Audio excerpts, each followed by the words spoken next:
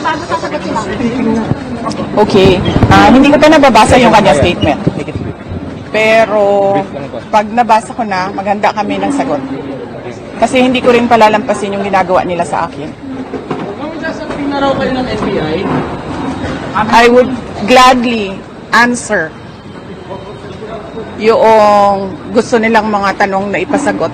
Pero dapat sumagot din sila sa mga tanong ko sa kanila. Mag-uusap na lang kami doon pag nandiyan na yung subpoena. Ma'am, si Colonel Nolasco, how's the professional links?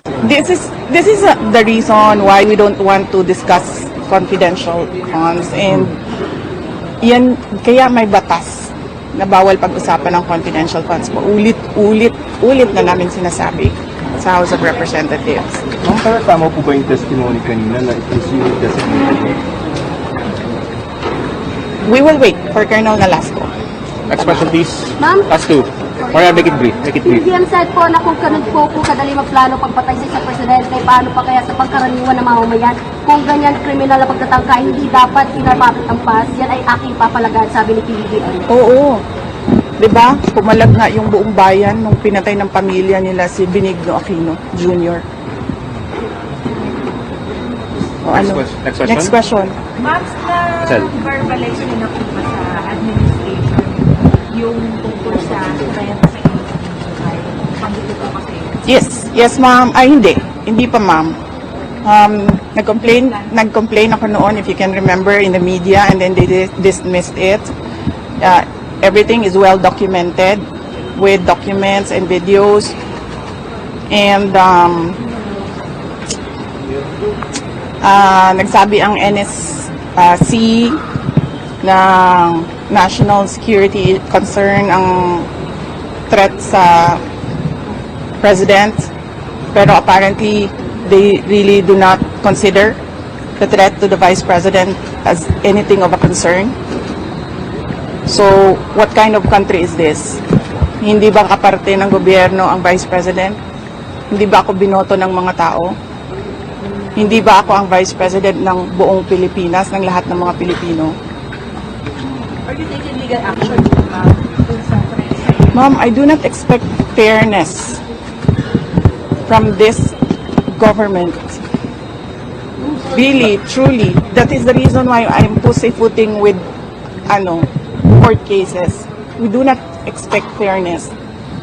Imagine mo, saan ka nakahanap na na-admit na yung tao sa hospital, bigla na lang papasok, discharge na siya in less than an hour.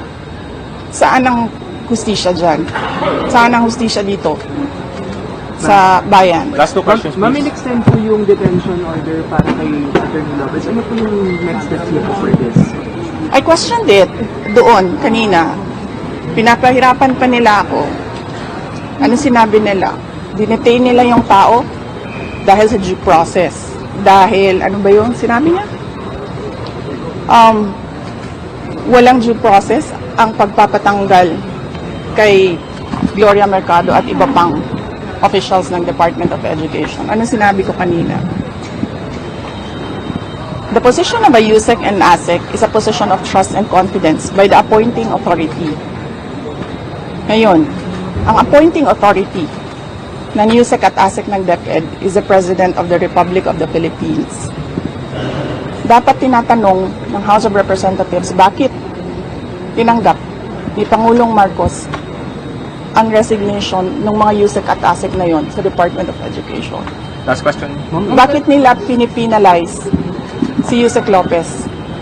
Hindi ba dapat ang pinipinalize nila ang appointing authority? Isa pa sir, sandali. Ano po yung sinabi nila? Evasive. And now, you clearly see, she doesn't know anything.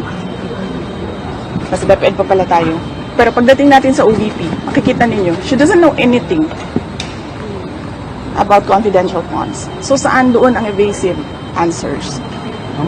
Last question. Nagsusulat, penalize nila si Yusek Lopez for writing a letter to the Commission on Audit on the position of the Office of the Vice President regarding the release of documents regarding confidential funds. Bakit mo ipipinalize ang taong pumirma para sa isang opisina, posisyon ng opisina? Saan ang hustisya dito? And ano sinabi nila kanina? Diba? Apparently, hindi nila alam ang batas. Ano sabi nila? Questionin mo na lang sa korte. Saan kami pupunta? Sa mga ginagawa sa amin. Mismong komite, alam na nilang mali yung ginagawa nila. Sasabihin lang sa amin, pumunta ka sa korte. Napakadali na sabihin nila, okay, we will set aside the detention order. Pero hindi. Mali na nga yung una mong detention. Mali pa yung sumunod mo na order. And then sasabihin mo sa tao na nakakulong, na hindi makalabas, lahat. Kahit ako, hindi ako makalabas basta-basta. Dalhin mo yan sa korte. Tama ba yun? Kayong mga taong bayan, tanungin ko kayo, tama ba na hindi alam ng ating House of Representatives kung ano ang mga batas? Ma'am, you finally decided to Last take question your for oath kanina. Why did you? For the sake of the personnel of the Office of the Vice President. Because I clearly, sinasabi ni Joel Chua doon, na we will not recognize you without an oath. And then, I'm continuing to question the constitutionality of their rules.